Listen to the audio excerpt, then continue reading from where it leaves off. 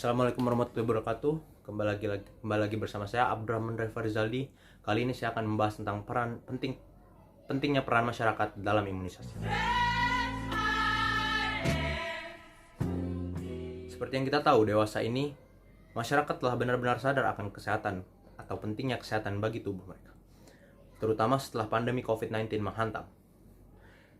Gaya hidup berubah, kebiasaan berubah, dan meskipun COVID adalah hal yang negatif tentu saja, tapi kita tidak dapat memungkiri bahwa COVID-19 juga membawa perubahan bagi gaya hidup kita ke arah yang lebih baik.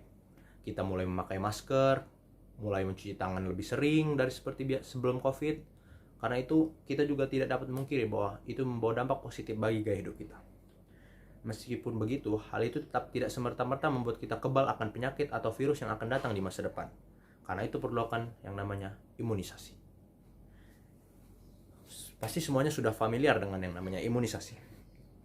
Apalagi baru-baru ini penggunaan vaksin COVID-19 yang telah berhasil diselenggarakan oleh pemerintah dan berhasil mengurangi jumlah pasien COVID-19 yang terjangkit COVID-19 di Indonesia.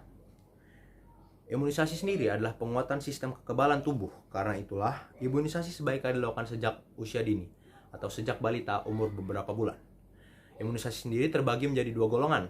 Yang pertama adalah imunisasi dasar untuk para balita, dan yang kedua adalah imunisasi lanjutan untuk anak-anak umur di bawah 12 tahun. Berdasarkan data analisis di samping, menunjukkan bahwa selama pandemi COVID-19 telah terjadi penurunan baik cakupan imunisasi maupun performa surveillance PD31, karena sebagian besar petugas surveillance lebih fokus mengerjakan surveillance COVID-19. Data cakupan imunisasi pada bulan Januari sampai April 2020 yang dibandingkan dengan 2019 pada kurun waktu yang sama menunjukkan penurunan mulai dari 0,5% sampai dengan 87%. Pada cakupan OPV 4 sendiri, penurunan paling besar terjadi di bulan April 2020 dibandingkan April 2019, yaitu sebesar 46,5%. Tetapi, situasi sekarang sudah berubah.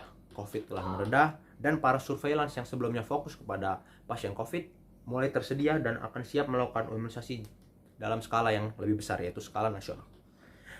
Atau bapak-bapak dan ibu sekalian masih takut untuk membawa anak-anak bapak dan ibu sekalian untuk imunisasi ke posyandu? Ya, wajar saja. Karena kekhawatiran kita akan bahaya COVID-19 masih di sini. Tetapi pemerintah telah menjamin semua proses imunisasi tetap steril dan mengikuti protokol yang telah ditetapkan sebelumnya. Jadi bapak dan ibu tidak perlu khawatir, karena imunisasi untuk balita itu sangat penting untuk masa depan mereka. Karena itu dapat menghindari mereka dari penyakit seperti hepatitis B, BCG, campak, hingga bahkan penyakit seperti polio. Ini semua dilakukan demi masa depan yang cerah dan juga sehat untuk anak-anak bapak semua. Dan untuk mewujudkan semua hal itu, maka diperlukan peran dari bapak-bapak dan ibu semua, serta masyarakat di lingkungan sekitar dalam proses terselenggaranya imunisasi. Jadi tunggu apa lagi? Ayo kita ke posyandu dan imunisasi bersama-sama.